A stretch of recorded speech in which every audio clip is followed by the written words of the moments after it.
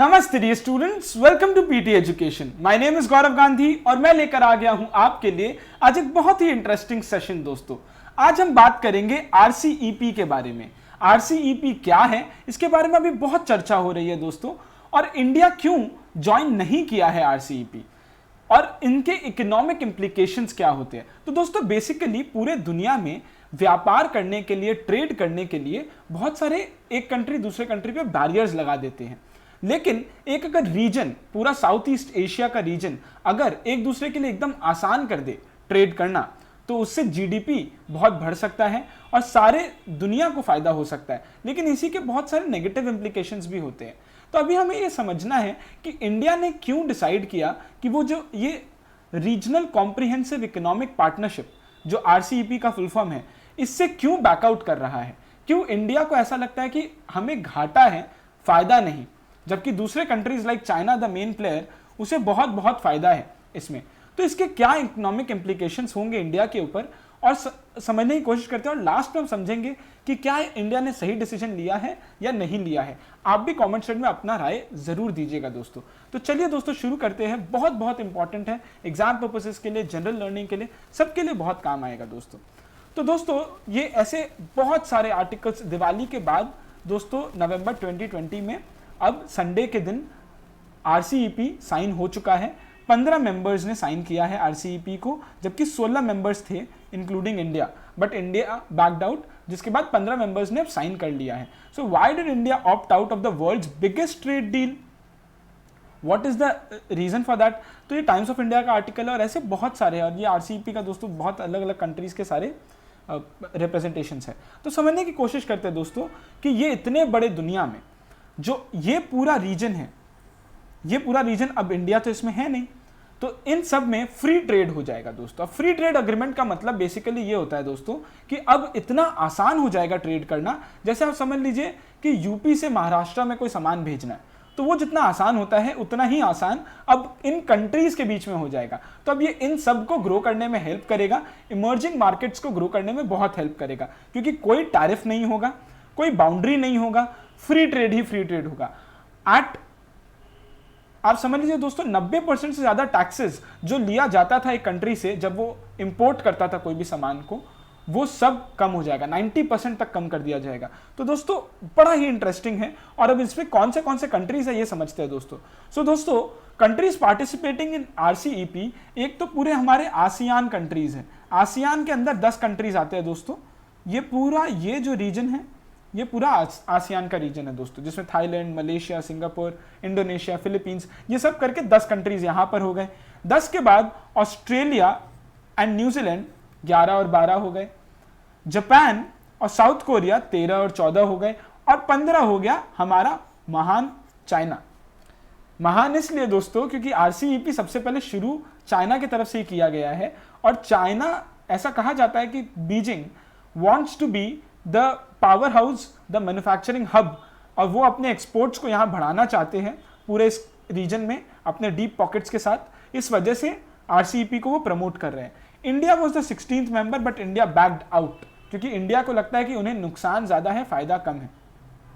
तो ये दोस्तों पूरा एंगल है। आप इसमें ये भी समझिएगा दोस्तों, this contains nearly 1/3 of the population of the world, 1/3 population of the world, and 30% of the GDP, 30% of the GDP of the whole world constitutes these countries. तो आप सोच लीजिए दोस्तों कितना बड़ा ट्रेड व्यापार हो सकता है। बट इंडिया को आज के दिन एक ऑब्जर्वर स्टेटस दिया गया है, और इंडिया आज के दिन भी अगर चाहे तो वो जाकर वहां पर मीटिंग्स अटेंड कर सकते हैं, लेकिन इसके आगे वो नेगोशिएट करके, ऐसा माना जा रहा है कि 8-10 साल में इंडिया खुद ही ज्वाइन करेगा, लेकिन अभी नहीं करेगा। 2013 से चल रहा था दोस्तों ये डिस्कशन, और अब जाकर इसके ऊपर पूरा सब कुछ काम शुरू हुआ है। तो दोस्तों, व्हाट इज आरसीईपी, हमने ब्रॉड कवरेज देख ही लिया है आरसीईपी क्या है, एंड नेगोशिएशंस कब से चल रहे थे। तो पर्पस सिर्फ यही है कि प्रोडक्ट एंड सर्विस का जितना भी ट्रेड है वो इजी हो जाए अक्रॉस रीजन। नाउ सबसे इंपॉर्टेंट क्वेश्चन अब जो दोस्तों आता है वो है कि इंडिया ने ज्वाइन क्यों नहीं किया आरसीईपी को।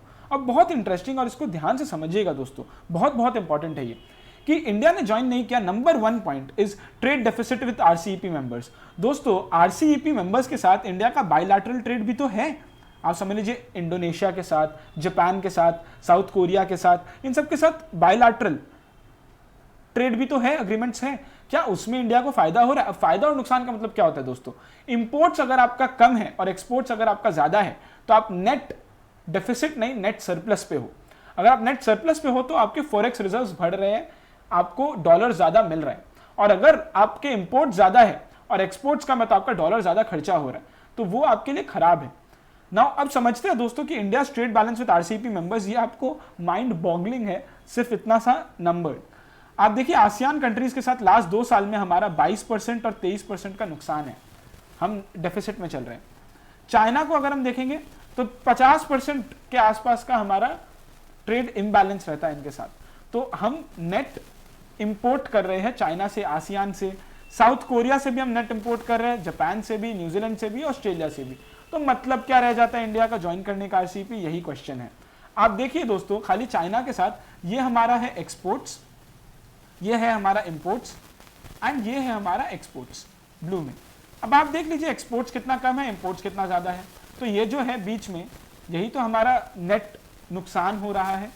अब ये जो नेट नुकसान हो रहा है उसमें भी आप देखिए कि जो इंपोर्ट्स है वो कितने तेजी से बढ़ रहा है लास्ट 10 साल में, और एक्सपोर्ट्स कुछ भी नहीं बढ़ा है, बिल्कुल जरा सा। 54,000 से लेकर आज उसका डबल हुआ है, यहाँ 146,000 से लेकर ये 461,000, 4 गुना हो गया, 3 से 4 गुना। तो अब आप समझिए कि इंडोनेशिया के साथ भी आप देखिए ऐसा ही हो रहा है, ये कितना बढ़ रहा है और ये कितना बढ़ रहा है।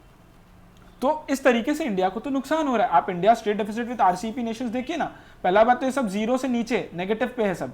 आप देखिए चाइना के साथ कितना है, आसियान के साथ कितना है, साउथ कोरिया के साथ कितना है, और ये 2019 से 2020-21 अगर आप देखोगे तो उसमें भी ये बढ़ ही रहा है, ये बढ़ ही रहा है। तो कहाँ गया हमारा बॉयकॉट चाइना?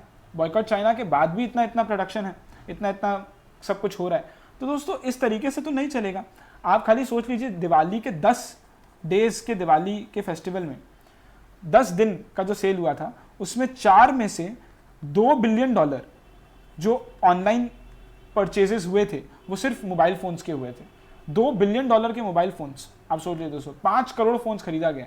अब ये मोबाइल फोन्स अगर हम जितना खरीद रहे हैं, इट इज ऑब्वियस कि चाइना को उतना ही बेनिफिट होता है उससे। तो दोस्तों हर कंट्री से हमें नुकसान ही नुकसान है। अगर आप इंडिया का एक्सपोर्ट भी देखोगे आसियान नेशंस के साथ, तो 2018-19, 19-20, 20-21, अब सिंगापुर के साथ देखिए, इंडिया का एक्सपोर्ट्स घटता जा रहा है ओवर द इयर्स। मलेशिया के साथ घटता जा रहा है, वियतनाम के साथ घटता जा रहा है। हम क्या कर रहे हैं? इस तरीके से हम कैसे आरसीईपी में साइन कर सकते हैं, जहां आज तक तो हमें 64% का डेफिसिट था आरसीईपी के नेशन से, 64%। अब अगर हम इसमें आ जाएंगे आरसीईपी में, तो दोस्तों ये सभी खा जाएंगे। तो इंडिया के डोमेस्टिक इंडस्ट्रीज को बहुत नुकसान हो जाएगा। Second point, why did India not join RCEP का सेकेंड पॉइंट ये है कि डंपिंग ऑफ चाइनीज गुड्स। तो हमें पता ही है दोस्तों चाइनीज गुड्स किस तरीके से डंप होते हैं। मेनली स्टील एंड इलेक्ट्रॉनिक्स दोस्तों भर कर इंडिया में पड़ा है। अगर आप इंडिया का ऐसे भी देखोगे एक्सपोर्ट और इंपोर्ट, हमने अभी भी थोड़ी देर पहले देखा भी था, तो ये डेफिसिट कितना बढ़ता जा रहा है हमारा। आप देखो दोस्तों, बड़ा इंटरेस्टिंग है, ये ग्लोबल टाइम्स जो न्यूज़ पेपर है, जो न्यूज़ एजेंसी है चाइना में, वो उसे कहा जाता है चाइना का माउथ पीस। तो चाइनीज गवर्नमेंट ही उसमें लिखता है। तो उनके हिसाब से इंडिया ने अपने पैर पे कुल्हाड़ी मारा है आरसीईपी ज्वाइन नहीं करके। India misses the bus of RCEP and long term growth according to them, क्योंकि वो तो चाहते थे, इतना बड़ा जो मार्केट है हमारा इंडिया का 140 करोड़ जनसंख्या का, वो चाहते थे कि वो उन्हें एक्सेसिबल हो, लेकिन अब वो नहीं हो पाएगा। सो दोस्तों why did India not join RCEP, और 2 पॉइंट्स क्या है, नंबर 3 और नंबर 4, ये बहुत इंटरेस्टिंग है दोस्तों, ध्यान से समझिएगा, बहुत बहुत इंपॉर्टेंट है एग्जाम पर्पसेस के लिए भी। ऑटो ट्रिगर मैकेनिज्म और रूल ऑफ ओरिजिन। इंडिया ने कहा कि ठीक है हम आरसीईपी ज्वाइन करेंगे, लेकिन एक ऑटो ट्रिगर मैकेनिज्म होगा। वो क्या होगा, इंपोर्ट्स के ऊपर एक सर्टेन अमाउंट ऑफ इंपोर्ट्स के बाद अगर और इंपोर्ट होता है उस पर्टिकुलर कंट्री से, तो अपने आप ही एक टैरिफ स्विच ऑन हो जाएगा, जिसके बाद अब इंडिया टैरिफ लेना शुरू कर देगा। तो इसके लिए भी चाइना ने हाँ कर दिया था दोस्तों, कि एक लिमिट तक हम जब करेंगे तब तक ठीक है, लेकिन उससे ज्यादा अगर हुआ तो टैरिफ, वो सब ठीक है ताकि मार्केट डोमिनेंस ना क्रिएट हो। लेकिन इंडिया को पता था कि इसको सर्कमवेंट करना, इसे घुमाना बहुत आसान है, कि चाइना से जो इंडिया में आ रहा है उसमें ऑटो ट्रिगर मैकेनिज्म लगाना समझ में आता है, लेकिन इंडिया को पता था कि इसे सर्कमवेंट करना बहुत आसान है। तो इसके लिए इंडिया ने क्या कहा कि आपको रूल ऑफ ओरिजिन करना होगा। रूल ऑफ ओरिजिन का मतलब ये है कि जहां पे मैन्युफैक्चर हुआ प्रोडक्ट वो आपको वहां लिखना होगा। अब चाइना को ये पसंद नहीं आया। क्यों? क्योंकि चाइना बहुत बार ये कर सकता है कि चाइना इंडिया में जो माल भेजता है वो उसे कम करके हांगकांग से माल भेज दे, हो सकता है कि वो म्यांमार में डाले और म्यांमार से यहां भेज दे। तो ये सब तो फ्री ट्रेड है, तो बहुत आसान हो जाता है इस तरीके से करना। चाइना यही करता आ रहा है, वो दिखाता है कि उसका एक्सपोर्ट नंबर्स डिप हुआ है, लेकिन उसका एक्सपोर्ट नंबर्स इंडिया को डिप नहीं हुआ, वो हांगकांग के वाया करवा देता है। इसको बोलते हैं राउटिंग कर देना दोस्तों। तो ये सब इंडिया को पसंद नहीं था, तो इंडिया ने बहुत स्ट्रिक्टली बहुत दिन तक ये बात कहा, लेकिन इसका कोई एक परिणाम नहीं निकला, तो इंडिया बाहर हो गया दोस्तों।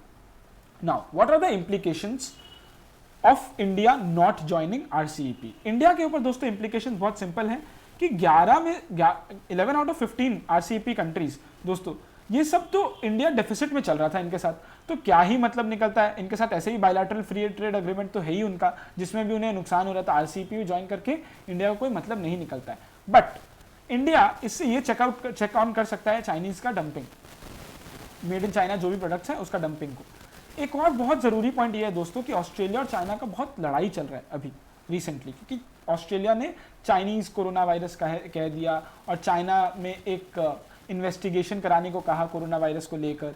तो ऑस्ट्रेलिया के साथ चाइना का बहुत दुश्मनी चल रहा है दोस्तों अभी। तो अब इंडिया और ऑस्ट्रेलिया का रिलेशंस बहुत स्ट्रांग है, इंडिया जापान का रिलेशंस बहुत स्ट्रांग है। बट अब आप बताइए, इंडिया और ऑस्ट्रेलिया का इकोनॉमिक टाइज नहीं है ज्यादा, उसका अग्रीमेंट्स अभी तक बना नहीं है, वो इन द प्रोसेस है। और इनका चाइना के साथ इकोनॉमिक टाइज हो गया आरसीईपी को लेकर, तो किसके साथ आप ज्यादा लॉयल होंगे? आप बताइए कि जिसके साथ इकोनॉमिक टाइज है उनके साथ, या फिर जिनके साथ डिफेंस टाइज है मतलब इंडिया उनके साथ। इट इज ऑब्वियस कि economy is more important defence से ज्यादा। तो कहीं ना कहीं अब ऑस्ट्रेलिया और जापान भी ज्यादा इंक्लाइंड हो जाएगा चाइना के ऊपर, और इंडिया अपना वो स्ट्रॉन्ग ग्रिप होल्ड शायद मिस आउट कर दे। चाइना ऑब्वियसली बुली करेगा और इन्फ्लुएंस करेगा अपने डीप पॉकेट्स और स्ट्रॉन्ग एक्सपोर्ट्स के साथ उस पूरे साउथ ईस्ट एशियन रीजन को। इंडिया का डोमेस्टिक इंडस्ट्री दोस्तों थैंकफुली बचेगा ऑब्वियसली, क्योंकि अपने को ये समझना होगा दोस्तों, ऑस्ट्रेलिया जापान से एग्रीकल्चर और डेयरी प्रोडक्ट्स इतने ज़्यादा आते हैं कि हमारा, और इतने सस्ते में आते हैं कि हमारा डोमेस्टिक इंडस्ट्री खत्म हो सकता है। चाइना से स्टील और इलेक्ट्रॉनिक्स इतने ज़्यादा आते हैं कि that is enough to destroy our own domestic industries, जिससे हमारे फार्मर्स को भी बहुत नुकसान होगा और पूरे डेयरी इंडस्ट्री को बहुत ज़्यादा नुकसान होगा कि दूध, एग्स और ये सब बहुत सस्ता हो जाएगा। नंबर 5, ये एक और बात है कि अगर हम अग्रीमेंट को साइन करते तो शायद चाइना से इंडिया में जितने भी कंपनी शिफ्ट हो रहे हैं, होने वाले थे, अपॉर्चुनिटी था, तो वो शिफ्ट हो जाते, लेकिन क्योंकि हमने साइन ही नहीं किया तो अब शायद वो भी चांसेस कम हो जाता है। नंबर 6, इंडिया का एक एक्ट ईस्ट पॉलिसी है दोस्तों कि हम खाली ईस्ट देखेंगे, अभी वेस्ट नहीं देखेंगे, और उनके साथ ही ट्रेड करेंगे, उनके साथ रिलेशंस बेटर करेंगे, उसको भी इंपैक्ट करेगा। And India should make necessary reforms at the earliest and negotiate करने के बाद it should get into the RCEP as soon as possible is what all experts are also saying, including Shyam Saran, the foreign secretary of India, जो एक बार बहुत respected figure है दोस्तों श्याम सरन। उनका एक पूरा आर्टिकल आया है दोस्तों आज ही, जिसमें वो पूरे इंटरव्यू में ये बात कहते हैं कि चाहे जो भी कंसर्न्स हो, लेकिन RCEP को हमें एक ट्रेडिंग अरेंजमेंट से ऊपर देखना चाहिए। ये सिर्फ एक ट्रेडिंग अरेंजमेंट नहीं है, और हमें अंदर ही अंदर रिजॉल्व करके सारे कंट्रीज के साथ बात करके आरसीईपी को ज्वाइन करना चाहिए और छोड़ना नहीं चाहिए। And he has very strong reasons for that. तो अब ये क्या करना चाहिए और क्या नहीं करना चाहिए, आज तो हम आरसीईपी को छोड़ दिए हैं, ऑब्जर्वर स्टेटस लेकर बैठे हैं। अब why did India not join RCEP is very clear to us, economic implications is very clear to us, RCEP क्या होता है ये भी दोस्तों हम समझे हैं। अब क्या सही है क्या गलत है वो आप बताइए दोस्तों कमेंट सेक्शन में। आपको क्या लगता है आरसीईपी ज्वाइन करना चाहिए था कि नहीं करना चाहिए था, और अगर आगे भी आप सजेस्ट करते हो कि इंडिया आरसीईपी ज्वाइन करे तो क्यों ज्वाइन करे, और क्या इंडिया को कुछ बेटर करना होगा after which India would join RCEP. तो दोस्तों ये पूरा कवरेज था आरसीईपी को लेकर। आई होप आपको समझ आया होगा ये पूरा चीज। अब मैं आपके लिए 3 क्वेश्चंस लेकर आ गया हूं। What is RCEP and why did India quit RCEP in November 2020? ये बहुत इंपॉर्टेंट क्वेश्चन है दोस्तों। What are the economic implications on India because it does not join RCEP, and what are the other regional agreements. ये picture देखकर जो आपको समझ आ रहा होगा बताइएगा कमेंट सेक्शन में। What are the other regional agreements like RCEP, and उन पे क्या इंपैक्ट होता है अगर आरसीईपी इतना स्ट्रांग होता है तो। ये सारे क्वेश्चंस का आंसर प्लीज कमेंट सेक्शन में दीजिएगा। एग्जाम्स के लिए बहुत बहुत हेल्पफुल रहेगा दोस्तों ये आपके लिए। अगर आपको वीडियो अच्छा लगा तो please like the video, please share the video और लोगों तक भी पहुंचाइए और उन्हें आरसीईपी का मतलब और इंडिया पे क्या इंपैक्ट हुआ है, इन सब के बारे में थोड़ा अवेयर करिए दोस्तों। Thank you so much, this is it from my side. कल फिर मिलते हैं ऐसे ही एक एक्साइटिंग और इंटरेस्टिंग सेशन के साथ। Thank you so much. These are some useful PT resources from the PT family, make full use of them. नमस्ते, जय हिंद।